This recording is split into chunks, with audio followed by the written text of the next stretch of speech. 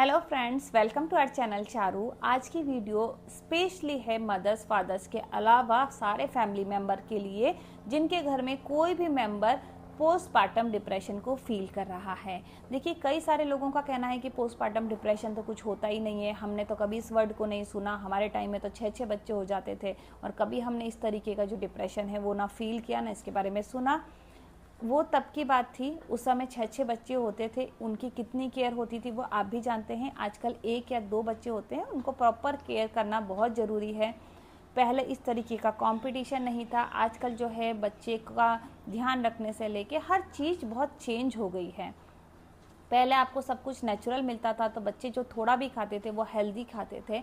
अभी आप देखेंगे इतनी ज़्यादा मिलावट है, तो हम पुराने के ज़माने को आज के ज़माने से कंपेयर नहीं कर सकते हैं। आप क्या कर सकते हैं, अगर आप इस तरीके की नेगेटिव बात करते हैं तो सबसे पहले आपको ये करना बंद कर देना चाहिए, स्पेशली अगर आपके घर में कोई पोस्टपार्टम डिप्रेशन फील कर रहा है। क्योंकि मेरी 2 बेटियां हैं, मैंने पहली बेटी के टाइम पे पोस्टपार्टम डिप्रेशन को फील किया और बहुत ही हॉरिबल कंडीशन होती है। कंटिन्यूस जब रोना आता है तो रोने ही लग जाते हैं।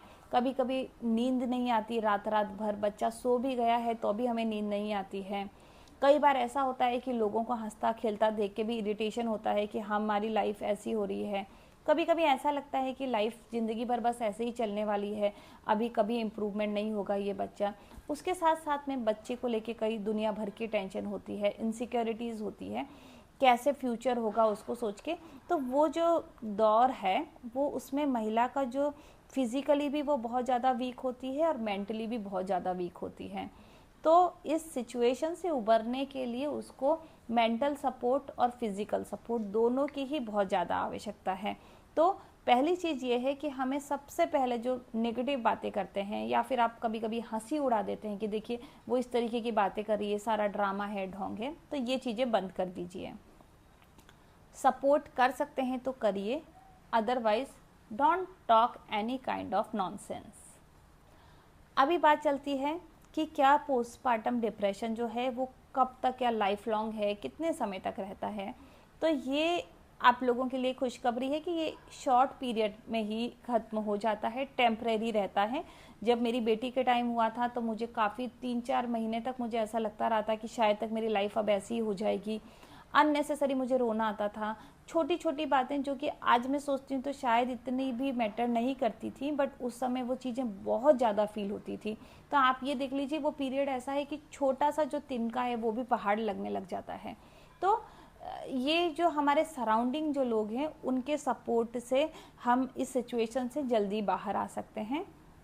तो मेरा केस इसलिए था कि पोस्टपार्टम डिप्रेशन डिफरेंट रीज़न से होता है, या तो बच्चे की नींद पूरी नहीं हो रही, या फिर कई बार कुछ लोगों के नेगेटिव कमेंट्स होते हैं बच्चे को लेके, या कभी आप देखेंगे बेटी हुई है तो उसको लेके भी जो सोसाइटी है वो डिफरेंट काइंड के अपने जो नेगेटिव थॉट्स हैं वो छोड़ के जाती हैं।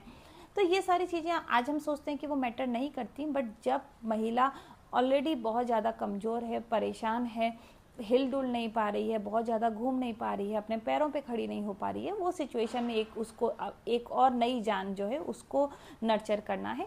तो वो सिचुएशन में वो चीज़ें बहुत ज़्यादा चुभने लग जाती हैं। तो हमें वो सिचुएशन में कैसे बाहर आना है, उस सिचुएशन से ओवरकम हम उसको कैसे कर सकते हैं, ये मैं आपको इस वीडियो में बताने वाली हूँ। बट सबसे पहले ये मैसेज मैं इसीलिए दे रही हूँ कि जो सराउंडिंग्स लोग हैं उनको बहुत ज़्यादा ध्यान रखना है इस चीज़ का। क्योंकि आप देखते हैं एक महिला जो है वो कई जगह आपने मैसेज देखा होगा कि प्रेगनेंसी और आफ्टर प्रेगनेंसी के टाइम में लोगों का उससे व्यवहार कैसा था वो नहीं भूलती है। तो ये बिल्कुल फैक्ट है कि वो नहीं भूलती है।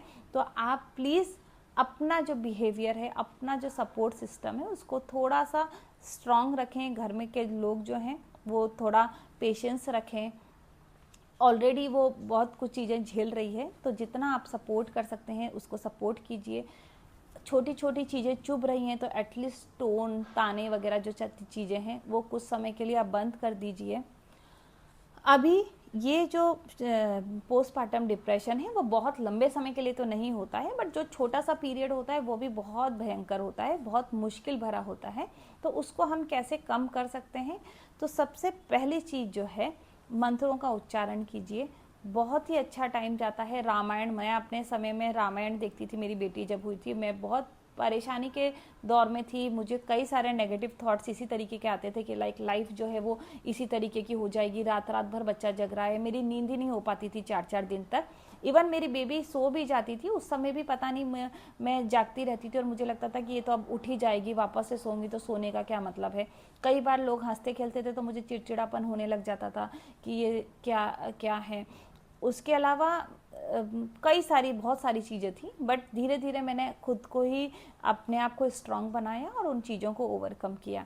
तो सबसे पहले जब आप अपनी देख रेख के लिए या तो आप मायके में हैं तो बहुत अच्छी बात है, नहीं है अगर आप इन लॉज के यहाँ हैं तो आप कोशिश कीजिए कि आप जिसके साथ खुश रहते हैं उसके साथ टाइम स्पेंड करें, उनको अपने यहाँ बुलाएं, ना कि आप उन लोगों को बुलाएं जो कि आपके लिए बहुत काम कर सकें, क्योंकि ये जो समय है ना मेंटली रिफ्रेश होने के लिए बहुत ज़्यादा ज़रूरी है।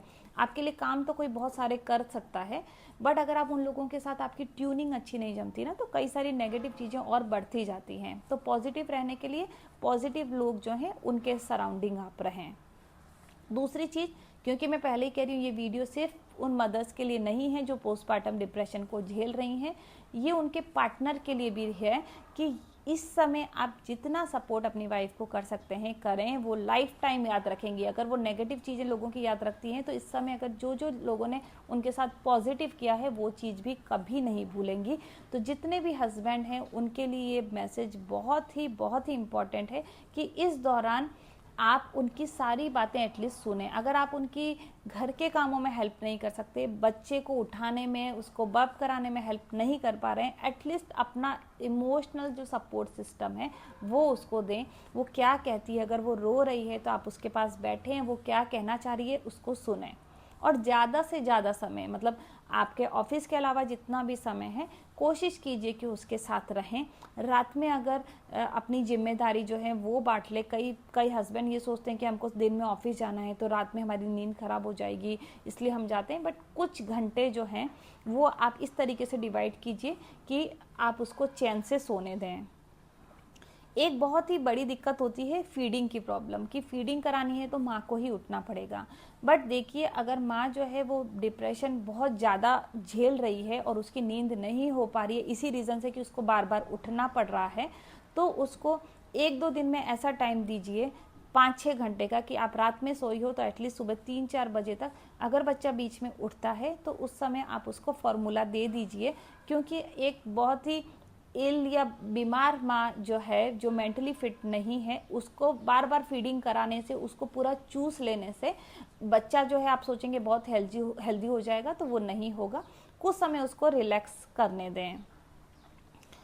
फीडिंग में एक प्रॉब्लम ये भी आती है कि कई सारी जो ओल्ड मदर्स हैं, जो सासू माँ हैं या माँ हैं, नानी माँ हैं, तो उनमें कैसा होता है, उनको ऐसा लगता है कि फीडिंग जो है वो माँ को ही करानी चाहिए, बार बार हम फॉर्मूला हमको नहीं देना चाहिए, हमको कुछ चीज़ों से, भले ही वो दूध आ रहा है या नहीं आ रहा है, प्रॉपर सप्लाई अगर मिल्क की नहीं भी हो रही है तो भी वो बार बार कहते हैं, तो वो भी बहुत इरिटेटिंग होता है। प्लीज़ आप डॉक्टर से जाके कंसल्ट कीजिए, घर के जो नुस्खे हैं वो ना अपनाएं। कई सारे लोग थोपना शुरू कर देते हैं कि ऐसा करना चाहिए, वैसा नहीं करना चाहिए। तो प्लीज़ ये सारी चीज़ें जो हैं एक माँ को डिसाइड करने दीजिए कि उसको अपने बच्चे को क्या खिलाना है, क्या नहीं खिलाना है, कैसे उसको मालिश करनी है, बाहर से करवानी है, उसको खुद को करनी है, कौन सा ऑयल यूज़ करना है।